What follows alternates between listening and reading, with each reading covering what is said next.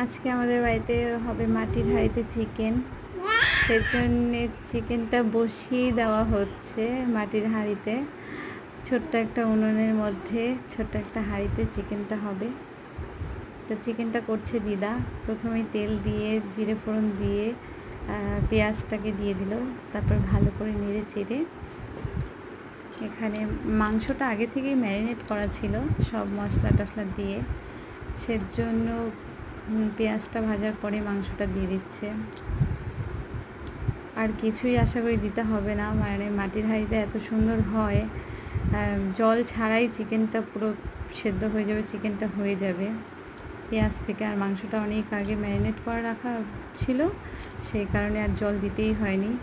জল ছাড়াই দেখুন বন্ধুরা কি সুন্দর চিকেনটা হয়ে গেছে, আর খেতেও খুব টেস্ট হয়েছে। চিকেনটা দিদা করছিল রান্না, খুব ভালো হয়েছিল।